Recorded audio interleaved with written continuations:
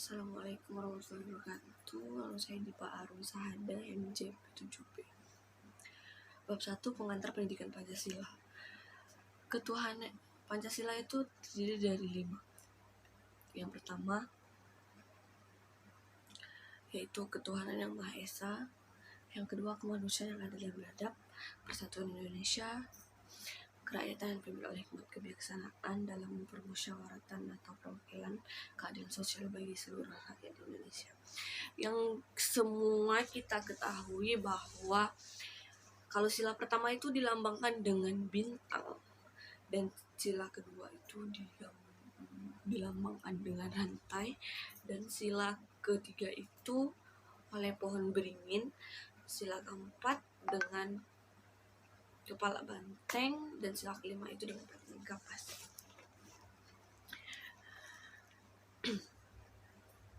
Jadi di bagian pengantar pendidikan Pancasila ini, kita itu diajak memahami konsep, hakikat, serta perjalanan pendidikan Pancasila itu di Indonesia ini. Selain itu, kebijakan penyelenggaraan pendidikan Pancasila di perguruan tinggi tidak serta-merta diimplementasikan baik di perguruan tinggi negeri maupun perguruan tinggi yang di swasta. Keadaan tersebut terbagi karena dasar hukum mengatur berlakunya pendidikan Pancasila di perguruan tinggi yang selalu mengalami perubahan dan persepsi pengembangan kurikulum di masing-masing perguruan tinggi berganti-ganti. Lahirnya ketentuan dalam pasal 35 ayat 5 Undang-Undang Nomor 12 Tahun 2012 yang menyatakan bahwa kurikulum pendidikan tinggi wajib semua memuat mata kuliah agama, Pancasila, kewarganegaraan, dan bahasa Indonesia, menunjukkan bahwa negara berkehendak agar pendidikan Pancasila dilaksanakan dan wajib dimuat dalam kurikulum perguruan tinggi sebagai mata kuliah yang berdiri sendiri. Maka itulah, mata kuliah Pancasila dapat difokuskan dalam membina pemahaman dan penghayatan mahasiswa mengenai ideologi bangsa.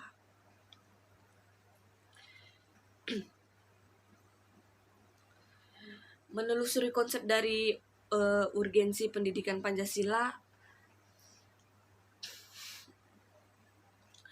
terutama kita semua sudah mengenal pendidikan budi pekerti, pendidikan moral, pendidikan Pancasila, dan kewarganegaraan atau PPKN, dan lainnya.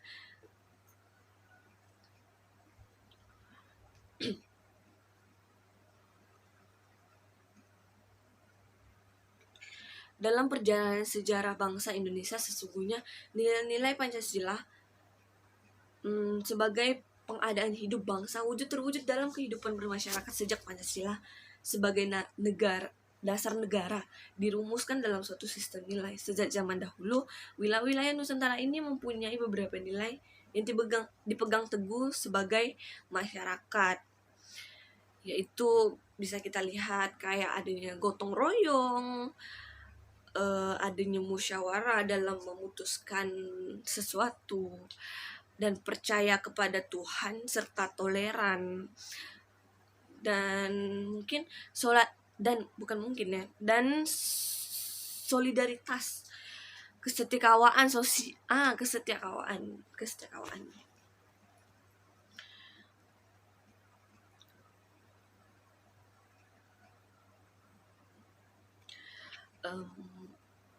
Munculnya permasalahan yang mendera Indonesia yang memperlihatkan telah tegurnya nilai-nilai Pancasila dalam kehidupan masyarakat berbangsa dan bernegara. Oleh karena itu, perlu diungkapkan berbagai permasalahan di negara tercinta ini yang menunjukkan pentingnya mata kuliah pendidikan di Pancasila. Yang pertama, masalah kesadaran perpajakan, di mana kita semua sudah tahu kesadaran perpajakan menjadi masalah utama di bangsa Indonesia ini sendiri, karena uang dari pajak tersebut menjadi tulang punggung pembiayaan pembangunan APBN 2016 sebesar berapa persen ya. Masalah yang muncul tuh masih banyak wajib pajak perorangan maupun badan atau lembaga atau instansi yang masih belum sadar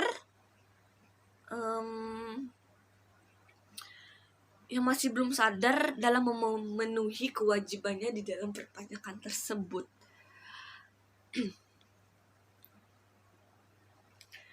Yang kedua bisa kita sebut masalah korupsi. Masalah korupsi itu sampai sekarang masih banyak terjadi, bahkan di pusat maupun di daerah-daerah yang kecil. Berdasarkan berita-berita bahkan yang kita semua sudah tahu. Yang ketiga bisa kita lihat masalah lingkungan. Indonesia ini kan dikenal sebagai paru-paru dunia. Namun citra tersebut perlahan mulai luntur karena itu dengan banyaknya kasus pembakaran hutan, pembabatan lahan dan yang paling sering dibicarakan tuh beralihnya hutan Indonesia menjadinya perkebunan. Selain masalah hutan, masalah keseharian yang dihadapi masyarakat itu adalah sampah. Pembangunan yang tak memperhatikan andal dan amdal, polusi yang diakibatkan pabrik dan kendaraan yang semakin banyak. Hal tersebut menunjukkan bahwa kesadaran masyarakat terhadap kelestarian lingkungan masih perlu ditingkatkan lagi. Peningkatan kesadaran lingkungan dari diri sendiri itu penting. Dan juga merupakan perhatian pendidikan ya dari Pancasila. Yang keempat, masalah disintegrasi bangsa. Demokratisasi mengalir dengan deras menyusul terjadinya reformasi di Indonesia. Di samping menghasilkan perbaikan-perbaikan dalam tantangan negara Republik Indonesia, reformasi juga menghasilkan dampak negatif, antara lain tersiksanya rasa kesatuan dan persatuan bangsa. Sebagai contohnya mengemukakan dalam wacana publik bahwa ada segelintir elit politik di daerah yang memiliki pemahaman yang sempit tentang otonomi daerah. Yang kelima yaitu masalah dekadensi moral. Dewasa ini fenomena materialisme, paratisme, hedonisme makin mengejala dalam kehidupan bermasyarakat, khususnya di generasi muda. Jadi yang menjadi pertanyaan sekarang ini, bagaimana sih cara mencegah makin merosotnya moralitas masyarakat, terutama di kalangan remaja? Bagaimana cara meningkatkan kontrol sosial dalam masyarakat yang semakin pesimis ya? Apakah cukup dalam memadai apabila hanya dilakukan dengan cara meningkatkan pelaksanaan fungsi dan peran lembaga sensor film dan Komisi Penyiaran Indonesia? Bukankah upaya mencegah ini tersebut juga merupakan tantangan bagi kita semua? Yang keenam, masalah narkoba. Yang kita lihat, Indonesia merupakan negara yang strategis ya. Namun letak strategis tersebut tidak hanya memiliki dampak positif, tetapi juga ada negatifnya. Contoh itu dilihat dari bandar narkoba. Indonesia strategis dalam hal pemasaran obat-obat terlarang. Tidak sedikit bandar narkoba warga negara asing yang tertangkap membawa zat terlarang ke negeri kita ini. Namun Sayangnya sanksi yang diberikan terkesan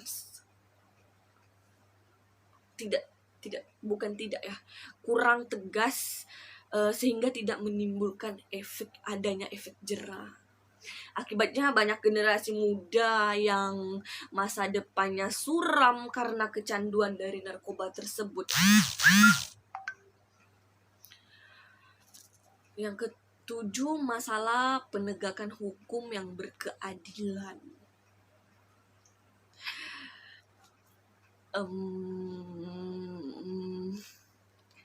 Memang banyak faktor yang berpengaruh terhadap efektivitas penegakan hukum tersebut, tetapi faktor dominan dalam penegakan hukum adalah faktor manusianya, individunya. Inilah salah satu urgensi mata kuliah pendidikan Pancasila, yaitu meningkatkan kesadaran hukum para mahasiswa sebagai calon pemimpin bangsa Indonesia. Yang selanjutnya, masalah terorisme. Salah satu masalah besar ya kalau masalah terorisme ini di Indonesia. Asal mula dari kelompok teroris ini tidak begitu jelas di Indonesia. Namun faktanya terdapat beberapa kelompok teroris yang sudah ditangkap dan dipenjarakan berdasarkan hukum yang berlaku. Para teroris ini melakukan kekerasan kepada orang lain dengan melawan hukum dan mengatasnamakan agama. Seperti yang kita ketahui, banyak sekali kasus di tahun-tahun lalu itu tentang teroris.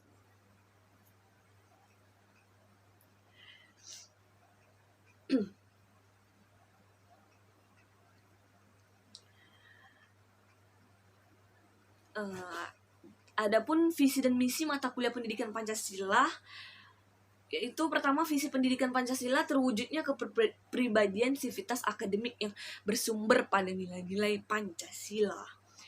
Dan ada pula misinya pendidikan Pancasila, yang pertama mengembangkan potensi akademik peserta didik, yang kedua menyiapkan peserta didik untuk hidup dan kehidupan dalam masyarakat, bangsa, dan negara.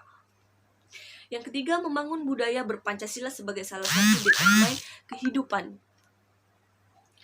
Mengkaji dan mengembangkan pendidikan Pancasila sebagai sistem pengetahuan terintegrasi atau disiplin ilmu sintetik.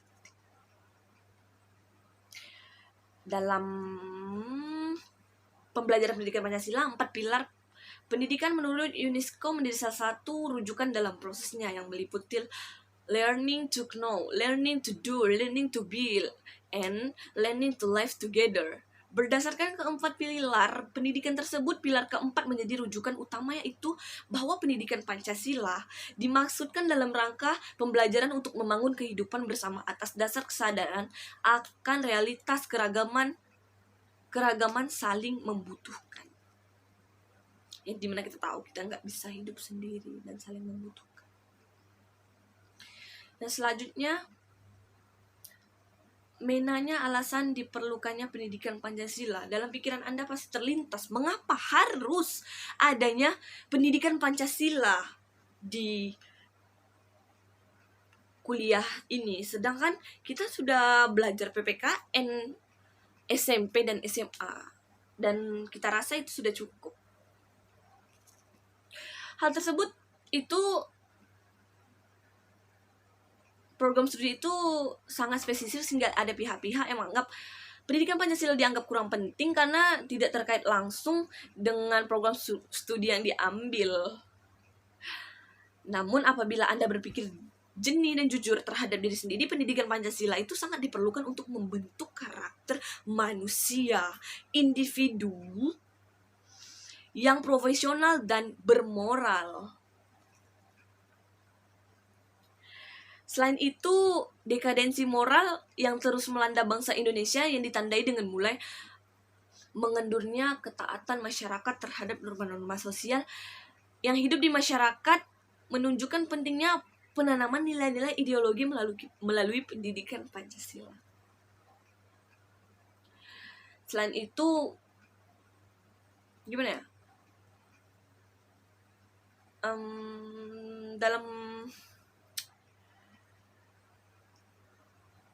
Dalam kehidupan politik, para politik, mulai meninggalkan dan mengabaikan budaya politik yang santun, kurang menghormati, dan kering dari jiwa kenegarawanan. Bahkan banyak politikus yang terjerat masalah korupsi yang sangat merugikan keuangan negara. Selain itu, penyalahgunaan narkoba yang melibatkan generasi dari berbagai lapisan mengerus nilai-nilai moral anak bangsa. Korupsi sangat merugikan keuangan negara yang dananya berasal dari pajak masyarakat. Oleh karena terjadi penyalahgunaan atau penyelewengan keuangan negara tersebut, maka target pembangunan yang semestinya dapat dicapai dengan dana tersebut menjadi terbengkalai. Jadi hal tersebut itu menunjukkan pentingnya Pancasila diselenggarakan di perguruan tinggi untuk menanamkan nilai-nilai moral Pancasila kepada generasi penerus cita-cita bangsa. Makanya pendidikan Pancasila diharapkan dapat memperkokoh modalitas akademik mahasiswa dalam berperan serta membangun pemahaman masyarakat. Ya, bisa dibilang pertama, kesadaran gaya hidup sederhana dan cinta produk dalam negeri. Kesadaran pentingnya kelangsungan hidup generasi mendatang, kesadaran pentingnya semangat kesatuan persatuan nasional, kesadaran pentingnya norma-norma dalam pergaulan, kesadaran pentingnya kesehatan mental bangsa, kesadaran tentang pentingnya penegakan hukum, menanamkan pentingnya kesadaran terhadap ideologi Pancasila.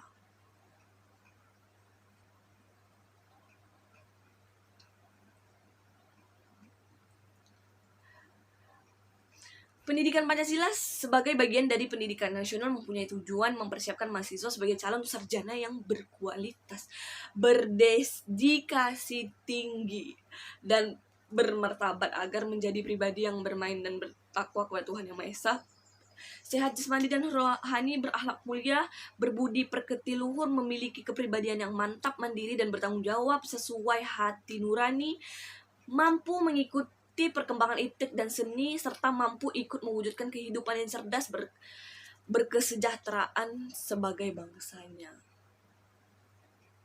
Jadi gitu.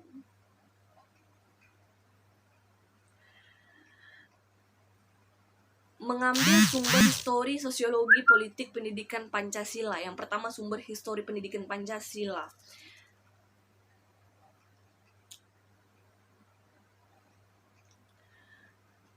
Selanjutnya, membangun argumen tentang dinamika dan tantangan pendidikan Pancasila. Dinamika pendidikan Pancasila, sebagaimana diketahui pendidikan Pancasila mengalami pasang surut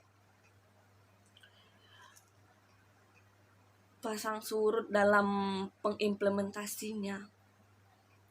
Pada masa awal kemerdekaan juga, pembudayaan nilai-nilai tersebut dilakukan dalam bentuk pidato-pidato para tokoh bangsa, rapat-rapat akbar. Kemudian pada tanggal 1 Juli itu diterbitkan sebuah buku yang berisi pidato Bung Karno, lahirnya Pancasila.